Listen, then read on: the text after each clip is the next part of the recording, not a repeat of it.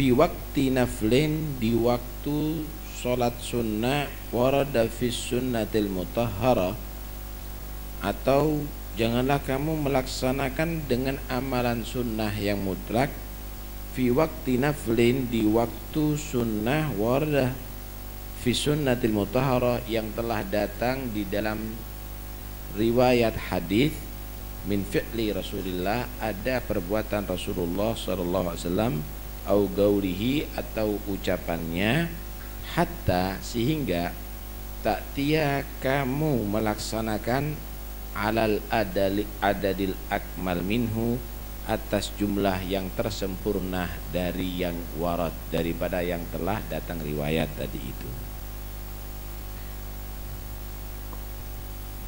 Kalau kita mau tagarrub ilallah dengan amal kebaikan, wiridkah, zikirkah, sholatkah, apa saja, dahulukan yang datang riwayat dari Nabi. Kalau mau tambah, baru baca zikir-zikir yang lain. Jadi tahapan pertama laksanakan yang wajib,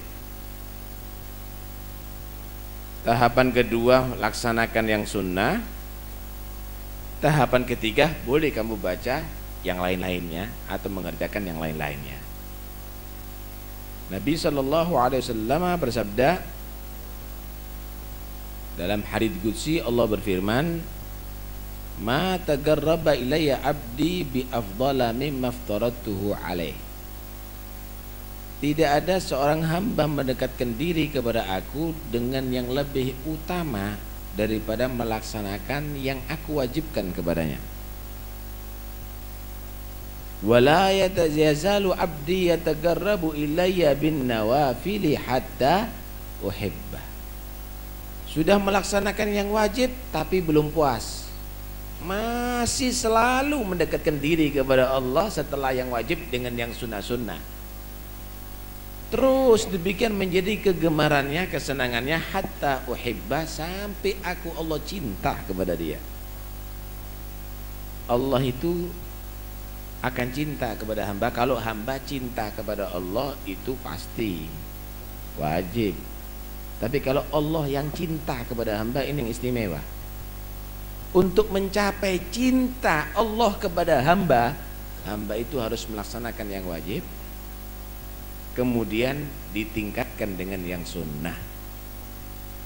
Lah kalau sudah Allah cinta kepada hamba tadi itu, fa idza ahbabtuhu, kalau aku Allah udah cinta kepada hamba tadi itu, kuntu sam'ahu alladhi yasma'u biha, wa basarahu alladhi yubsiru bihi, wa yadahu allati yabtishu biha, wa rijlahu allati yamshi 'alaiha. Aku Allah akan menjadi pandangan yang ia memandangnya.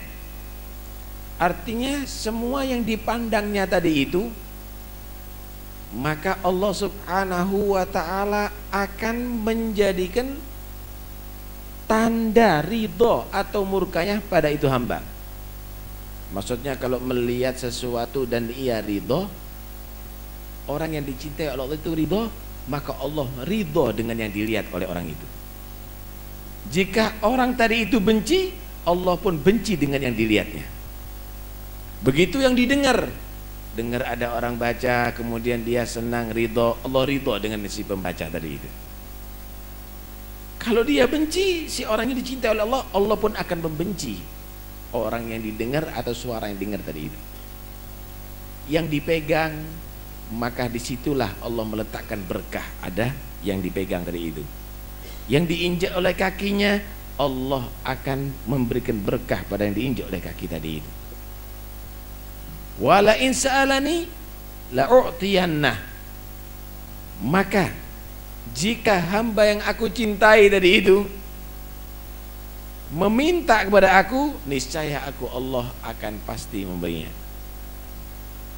Wala in sa'adani la'u'idannah, dan jika hambaku tadi itu berlindung kepadaku, maka niscaya aku Allah akan melindunginya. Resep itu semuanya menjadi hamba pilihan Allah yang dicintai oleh Allah, yang doanya diijabahi oleh Allah, yang semua pandangannya, pendengarannya yang dipegang, yang diinjak oleh kakinya, semuanya akan ada berkah. Resepnya adalah melaksanakan yang wajib dan meningkatkan dengan yang sunnah. Cuma kadang-kadang ini bergeser, ini yang nggak benar. Sunnah diperhatikan, wajib ketinggalan. Qiyamul lail bagus, qiyamul lail, cuma ketiduran subuhnya jam 8 pagi. Ini nggak tepat, ini nggak sesuai tahapan yang ada. Apalagi sholat yang wajib, sunnah yang lainnya ditinggalkan hanya karena ziarah, hanya karena haul, hanya karena maulid. Misalnya Anda sudah meninggalkan yang terutama. 1, 2, 3 ini harus sesuai dengan tingkatannya. Jangan nanti melaksanakan yang 3 ketinggalan 2 dan 1. Pertama laksanakan yang wajib, kedua perhatikan yang sunnah, baru kalau sudah Anda melaksanakan itu dengan sempurna, tambahi dengan yang lainnya. Begitu maksudnya. Sama dengan wirid-wirid dibaca tapi Quran nggak dibaca, ya keliru. Paling afdalnya ibadat umat Muhammad apa? Qiraatul Quran. Afdalu ibadati ummati tilawatul Quran. Ditinggalkan, nggak ada baca Quran. Kenapa? Wirid ditetek. Nah ini nggak benar. Karena itu tingkatan atau tahapan amal harus diperhatikan. Wa min dalika, di antara sunnah-sunnah yang ada riwayat dari Nabi, ar-rakaat allati waradat qabla al-maktubat, yaitu solat yang dilaksanakan sebelum melaksanakan yang wajib, qobliyah atau ba'diyah. Wa ba'daha, dan setelah melaksanakan yang wajib. Wa syuhratuha, ketenarannya, tughni an dzikriyah, udah cukup, nggak perlu diceritakan lagi. Salat qobliyah dan ba'diyah. Qobliyah dan ba'diyah ini ada yang disebut muakkadat. Artinya Nabi nggak pernah meninggalkan sekalipun musafir. Kalau kita kan musafir cari yang enteng-enteng ya, udah gosor cepet lagi, nggak pakai sunnah, nggak pakai wirid. Tapi sebenarnya bukan begitu. Kalau Nabi nggak ada, sunnah aja nggak ditinggalkan sekalipun musafir, apalagi dalam keadaan tidak musafir. 10 rakaat yang tidak pernah ditinggalkan oleh Nabi. 2 rakaat sebelum duhur. Hadits ini diriwayatkan oleh Siti Aisyah. Ada 2 rakaat setelah duhur, berarti berapa? 4. 2 rakaat setelah maghrib, berapa? 2 rakaat setelah isya, berapa? 2 rakaat setelah sebelum subuh, berarti 10. Ada riwayat dari Ummu Habibah 12. 12. Riwayat Ummu Habibah, 2 rakaat sebelum duhur, 4 rakaat setelah duhur. Tetapi jika melaksanakan sempurna, 4 rakaat sebelum duhur, 4 rakaat setelah duhur, 4 rakaat setelah sebelum asar, 2 rakaat setelah maghrib, 2 rakaat setelah isya, dan 2 rakaat sebelum subuh. Ini qobliyah atau ba'diyah, pahalanya besar sekali. Di antaranya sebelum subuh, sholat rawatib ini qobliyah ba'diyah yang paling utama 2 rakaat sebelum subuh, yang disebut sunnatul fajr. Rasulullah SAW bersabda, rakaatal fajri, 2 rakaat yang dilaksanakan di waktu fajar, khairum minad dunya wa ma fiha, itu adalah lebih baik daripada sedekah dunia dan seisinya. Kamu bisa bayangkan kalau dunia ini milik kamu, bangunan-bangunan, apartemen-apartemen, hotel-hotel milik kamu semuanya. Kemudian binatang-binatang ini milik kamu semuanya. Sapinya, untanya, kijangnya, kambingnya, semuanya milik Anda. Kemudian batu baranya, bensinnya, airnya, semua milik Anda. Hutan-hutan itu semuanya kayu milik Anda, manusia ini budaknya Anda. Kemudian disedekahkan semuanya. Seberapa ganjarannya?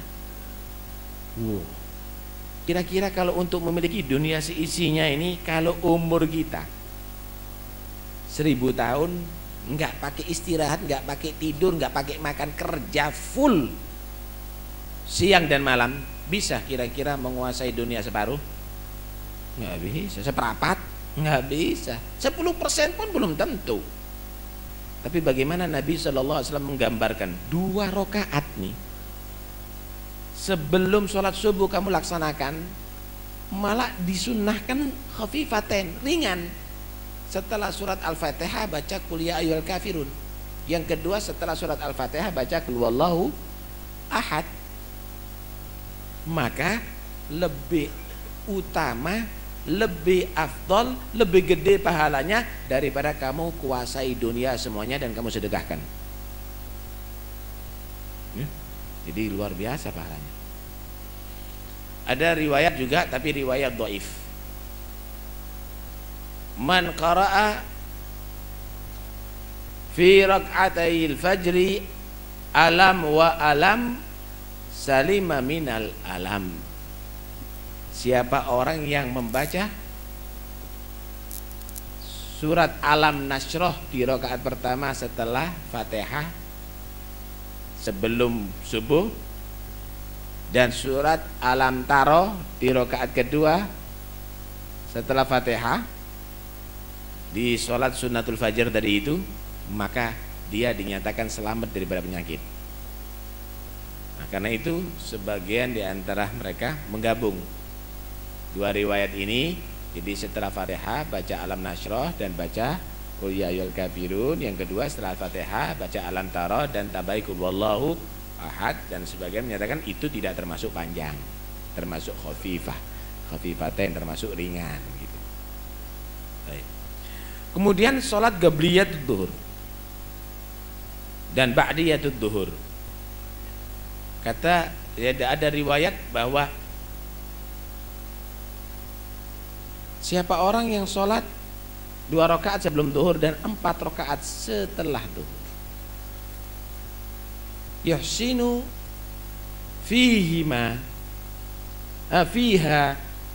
qira'atahunna wa ruku'ahunna, dia bagus bacaannya, nggak cepet-cepetan, rukuknya, sujudnya, rukun-rukunnya dilaksanakan dengan tumanina dengan bagus, maka Allah Subhanahu wa ta'ala akan menulis pahala bagi dia seperti beribadah 20 tahun. Ya mustami'an, seperti beribadah 20 tahun. Kemudian sebelum asar Nabi SAW bersabda, rahimallahu imra'an shalla qabla al-'asri arba'an. Ada doa rahimallah,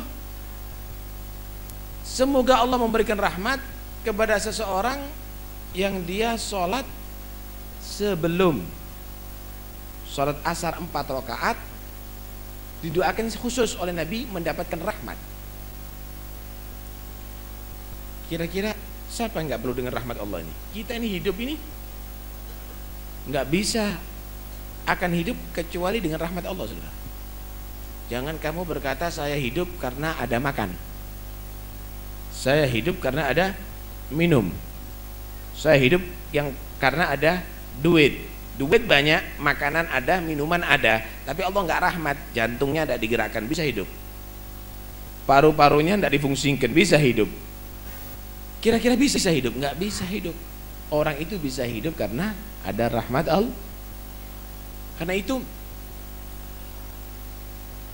Rahmat ini adalah kebutuhan kita dunia sampai akhirat. Nabi mendoakan secara khusus, semoga mendapatkan rahmat Allah siapa orang yang sholat 4 rakaat sebelum melaksanakan sholat asar.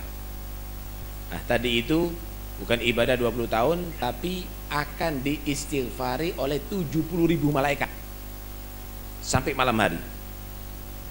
Jadi malaikat akan menyatakan Allah maghfir lahu, ya Allah ampuni ini orang, ya Allah ampuni orang. Bukan satu malaikat, 70.000. Satu malaikat udah mustajab doanya, apalagi 70.000 yang doakan semuanya. Kemudian sholat setelah maghrib, ya. Kalau diteruskan dengan sholatul awabin 4 rakaat, ada riwayat 6 rakaat, maka dikatakan oleh Nabi, banallahu lahu baitan fil jannah. Siapa orang yang sholat 4 rakaat setelah sholat maghrib, ya, 2 rakaat ba'diyah ditambahi 4 rakaat, maka Allah akan membangunkan bagi dia rumah ada di surga. Ini bukan di villa, di surga.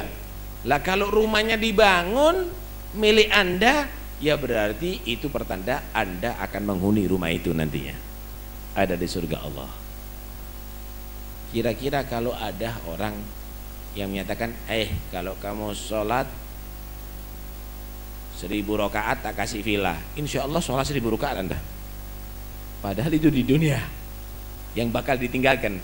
Kalau Nabi menyatakan sholat 4 rakaat setelah ba'diyatul maghrib 4 rakaat, maka Allah akan bangunkan kamu rumah ada di surga. Kok nggak ada yang melaksanakan? Nggak percaya sama janji Tuhan, percaya dengan janji manusia. Mana imannya? Karena itu jangan ditinggalkan sholat qabliyah dan sholat ba'diyah. Timbul pertanyaan, kenapa kok disyariatkan qabliyah dan kenapa disyariatkan ba'diyah? Disyariatkan ba'diyah itu adalah sebagai persiapan untuk melaksanakan yang wajib. Kalau bahasa sebelum bertanding, pemanasan.